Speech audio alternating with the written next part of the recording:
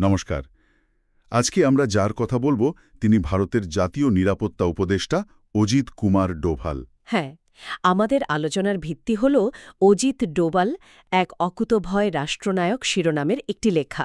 আর আমরা চেষ্টা করব এই লেখার গভীরে গিয়ে ডোভালের জীবনটাকে বুঝতে, মানে তার গোয়েন্দা জীবনের রোমাঞ্চ থেকে শুরু করে ভারতের নিরাপত্তা নীতিতে তার যে বিরাট প্রভাব, সেই সব কিছু।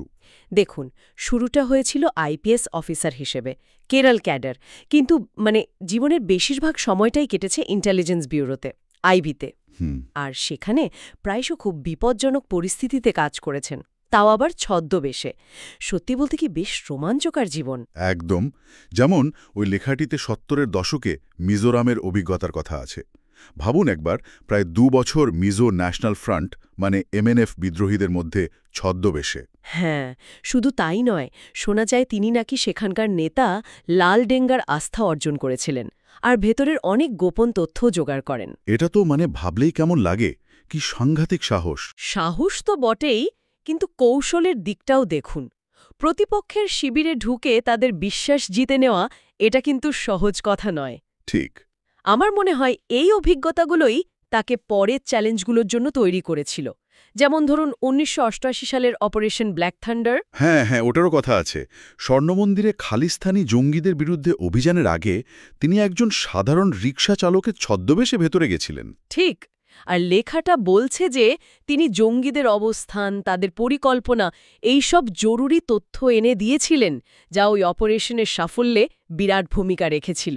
সত্যি অবিশ্বাস্য, প্রায় সিনেমার মতো লাগছে শুনতে। তা তো বটেই। আবার পাকিস্তানের ব্যাপারটা যদি দেখেন, সেখানে একজন মুসলিম সেজে ৭ বছর কাটানো। ৭ বছর? হ্যাঁ, ৭ বছর সেখানকার ভাষা, সংস্কৃতি পুরো আয়ত্ত করে নিজের পরিচয় সম্পূর্ণ লুকিয়ে রেখে দেশের জন্য তথ্য সংগ্রহ করা, এর জন্য যে কী পরিমাণ মানসিক জোর দরকার তা ভাবা কঠিন। এর মধ্যে যোগসূত্রটা খুব আকর্ষণীয়, তাই না? কিভাবে এই মাঠ পর্যায়ের অভিজ্ঞতাগুলো তাকে তৈরি করল? দেখুন, আমার মনে হয় কি, এই যে সরাসরি একেবারে ফিল্ড লেভেলের ঝুঁকিপূর্ণ অভিজ্ঞতা, এগুলোই তাকে বাস্তব পরিস্থিতি নিয়ে একটা গভীর অন্যরকম বোঝাপড়া দিয়েছিল, যেটা হয়তো শুধু ফাইল পড়ে বা রিপোর্ট পড়ে আসে না। তা ঠিক। এই বোঝাপড়াই হয়তো তাকে পরে সাহায্য করেছে। যেমন ধরুন পাঞ্জাব বা কাশ্মীরের জঙ্গিবাদ সামলানো, বা ওই যে ১৯৯৯ সালের কান্দাহার বিমান ছিনতাই হলো। ও হ্যাঁ, কান্দাহার।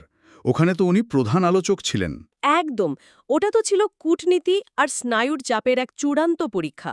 ওই পরিস্থিতিতে মাথা ঠান্ডা রেখে আলোচনা চালিয়ে যাওয়া, যাত্রীদের ছাড়িয়ে আনা। আর শুধু এই সংকটগুলো মোকাবিলাই নয়, উত্তর পূর্ব ভারতের বিভিন্ন বিদ্রোহী গোষ্ঠীর সঙ্গে শান্তি আলোচনার চেষ্টা, বা ধরুন ২০১৬-র সার্জিক্যাল স্ট্রাইক, ২০১৯-এর বালাকোট এয়ার স্ট্রাইক, এইসব পরিকল্পনার ক্ষেত্রেও তার ভূমিকার কথা শোনা যায়। হ্যাঁ, আর এখানেই তার কাজের পদ্ধতির পেছনের দর্শনটা, চিন্তাভাবনাটা বোঝা যায়।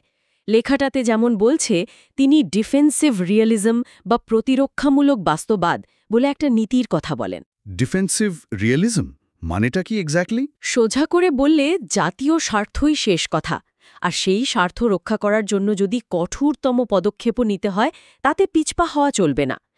আলোচনার দরজা খোলা, কিন্তু সেটা ব্যর্থ হলে বল প্রয়োগের বিকল্প রাখতে হবে। আচ্ছা, অর্থাৎ প্রয়োজন অনুযায়ী নমনীয়তা, আবার প্রয়োজন অনুযায়ী কঠোরতা, এই দুটোর মিশ্রণ। অনেকটা তাই।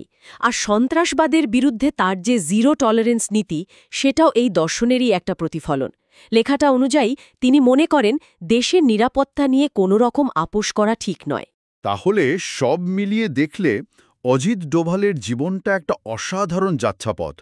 একজন আন্ডারকভার এজেন্ট থেকে দেশের নিরাপত্তা ব্যবস্থার অন্যতম প্রধান কারিগর হয়ে ওঠা, তার অভিজ্ঞতা, সাহস আর কৌশলগত ভাবনাচিন্তা ভারতের নিরাপত্তা নীতিতে একটা গভীর ছাপ ফেলেছে।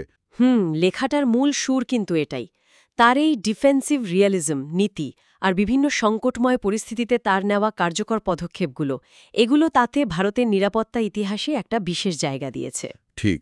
আর আজকের দিনের এই যে জটিল ভূ-রাজনৈতিক পরিস্থিতি, বিশেষ করে আমাদের এই দক্ষিণ এশিয়ায়, সেখানে তার এই দীর্ঘ অভিজ্ঞতা আর দৃষ্টিভঙ্গির গুরুত্ব কিন্তু অস্বীকার করা যায় না। নিঃসন্দেহে তার জীবন আর কাজ দেশের প্রতি নিষ্ঠা আর ব্যক্তিগত সাহসের একটা বড় উদাহরণ তো বটেই। এটা আমাদের জাতীয় সুরক্ষার মতো বিষয়গুলোর গুরুত্ব নিয়ে নতুন করে ভাবতে শেখায়। ঠিক বলেছেন। তার কাজ, তার দর্শন, এগুলো নিয়ে আগামী দিনেও নিঃসন্দেহে অনেক আলোচনা, অনেক বিশ্লেষণ হবে, কারণ এর প্রভাবটা বেশ সুদূরপ্রসারী। আলোচনাটা শেষ করার আগে একটা প্রশ্ন মাথায় আসছে।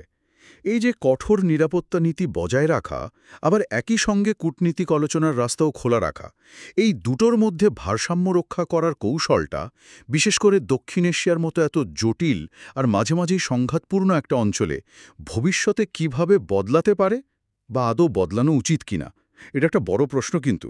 হ্যাঁ, এটা সত্যিই একটা গুরুত্বপূর্ণ প্রশ্ন। এর উত্তর খোঁজাটা ভবিষ্যতের জন্য খুব জরুরি।